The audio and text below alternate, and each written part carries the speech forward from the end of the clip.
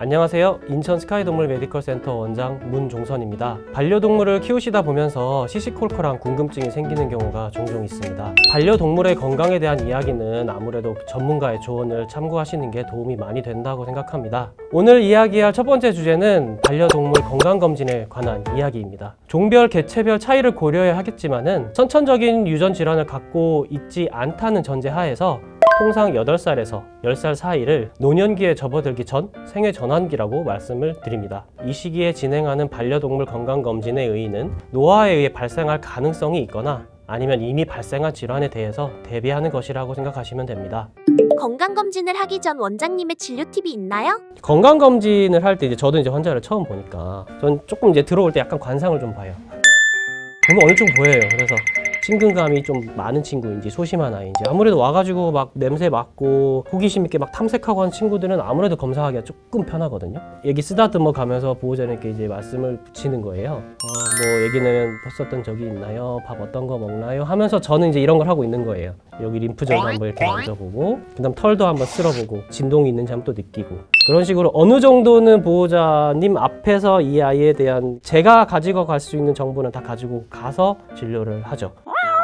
건강검진을 진행할 때 저는 모든 환자에게서 다 똑같은 동일한 검사 항목을 진행하기보다는 보호자님께서 말씀하시는 객관적이나 주관적 정보를 듣고 환자별로 좀 항목을 상의해서 결정하는 편입니다. 예를 들면 과거에 왼쪽 뒷다리 슬개골 탈구 진단을 받았거나 아니면 이미 수술을 한번 했었던 이력이 있었다고 한다면 수의사는 이 객관적 정보를 통해서 반대쪽 뒷다리에도 검사를 해야겠다라는 판단이 서게 됩니다. 마찬가지로 보호자님께서 보시기에 오른쪽 다리를 불편해한다는 듯한 어떤 주관적 정보가 있게 된다고 하면은 당연히 해당 부위를 확인을 해보게 될 것입니다. 건강검진을 할 때 어떤 검사가 좋나요? 반려동물은 안타깝게도 우리에게 자신의 상태를 스스로 말해주지 않습니다.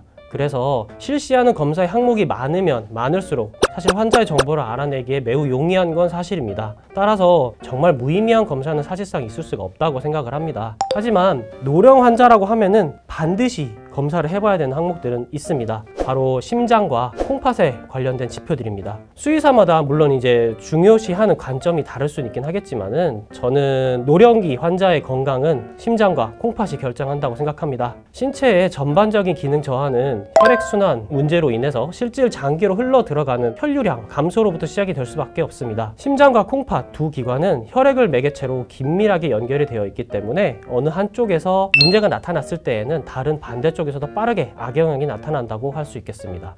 심장, 콩팥이 안 좋을 때 나타나는 증상과 검사 방법이 궁금해요. 심장 질환이 진행되고 있는 환자들의 경우에는 대체적으로 청진을 해봤을 때 심자붐이 들린다거나 아니면 흉부 방사선 상에서 심장 비대나 변형이 나타날 수 있는 확률이 매우 높습니다. 따라서 청진과 흉부 방사선 검사는 반드시 우선적으로 진행이 돼야 될 것 같고요. 덧붙여서 심장 안에 있는 심실 근육에서의 과부하가 있을 때 분비가 증가되는 NT-프로BNP 검사를 함께 해주시면은 현재 심장 상태를 파악하는 데 큰 도움이 됩니다. 눕습니다. 눕고요. 얘로 한번 보여드릴까요? 반드시 2명이서 촬영을 해줘야 되거든요. 앞다리를 귀에 대면서 이렇게 잡고 뒤에 분이 이렇게 잡으시는 거예요. 그러면 환자가 이렇게 쭉 펴진 상태가 되겠죠. 이렇게 누운 상태에서 한번 찍고 그 다음에 옆으로 기울여서 측면에서 한번 또 찍고, 이거를 이제 흉부와 복부를 나눠서 찍게 되는 거죠. 여기서 한 발 더 나아가서 심장 기능 부전이 강하게 의심이 된다라고 했을 때는 심장 초음파 검사까지 진행을 하시면 더욱 좋은데요. 이 검사는 지금 다니시고 있는 병원에서 심장 초음파 검사가 가능하신지 사전에 한번 확인해 보고 내원하시는 게 아무래도 좋겠습니다. 콩팥에 대한 평가는 크레아티닌 수치 같은 경우에는 콩팥 기능이 한 70% 정도까지 손상이 나기 전까지는 일반적으로 잘 올라가지가 않습니다. 따라서 크레아티닌 수치가 올라갔을 때에는 이미 콩팥 손상이 어느 정도 진행이 돼 있는 상태일 가능성이 매우 높기 때문에 최근에는 콩팥 손상이 한 40% 정도까지만 되어도 증가하는 SDMA 수치를 널리 사용하고 있고요. 그 다음에 혈중, 인의 과부하를 면밀히 파악하기 위해서 FGF23이라고 하는 수치까지도 검사에 활용을 하고 있습니다. 상기의 혈액 검사와 함께 복부 초음파 검사를 곁들인다면은 콩팥의 상태를 영상학적으로 더욱더 판단하는 데 도움이 크게 된다고 생각합니다. 동물병원을 고르는 팁이 있나요? 병원별로 사실 이제 자체적으로 운영하고 있는 건강검진 프로그램들이 있을 거예요. 이 병원에서 하고 있는 건강검진에 어떤 항목들이 검사에 들어가 있고 그게 비용이 어느 정도가 되는지를 조금 비교를 해보시는 게 좋을 것 같고요. 큰 비용이 나오는 대형 병원에서의 건강검진이 무조건 좋다고 말씀드리는 건 절대 아니에요. 이 환자를 많이 보고 있는 수의사가 보고 있는 게 전 가장 좋다고 늘 말씀을 드리거든요. 예를 들어서 1살부터 10살까지 쭉 봐왔던 수의사가 이 환자를 지금 건강검진을 하는 것과 이제 처음 10살인데 와가지고 처음 보는 수의사가 이 건강검진 하는 거는 분명히 차이가 있거든요. 하지만 그 병원에서 못하고 있는 검사가 있을 수도 있기 때문에 가능한 검사는 원래 다니시던 병원에서 하셨다가 이런 검사는 여기서 힘드니 여기서 한번 하고 그 결과를 받아오시면 되거든요. 그러면은 그 장비가 없을지언정 그 수의사가 이 질환에 대해서 모르고 있는 게 아니기 때문에 그러면 그 데이터를 받아서 이 관리가 이어나가는 그 흐름이 끊어져서는 안 된다고 생각을 하죠. 그래서 부득이하게 이제 뭐 이사를 가신다든지 병원을 굳이 옮기시게 되신다라고 한다면 그 전에 있었던 모든 차트를 다 가지고 오시라고 말씀드리는 것도 그런 이유인 거고요. 건강검진할 때 주의사항이 있을까요? 환자 만들어 오시지 말고요. 환자 만들어 오신 분 생각보다 많거든요. 진짜 많습니다. 은근히 혼나는 걸 싫어하세요. 보자님 이거 주지 말라는데 주셨죠? 처음에는 이제 아니라고 하시지만 이게 안 먹고 이렇게 될 리가 없는데요. 이렇게 하면 혼나시기 싫어하니까 캠은 다 나오거든요. 그래서 차라리 안 좋은 얘기를 좀 듣고 이 아이 상태를 정확히 아시는 게 저는 훨씬 더 중요하다고 생각이 들고요.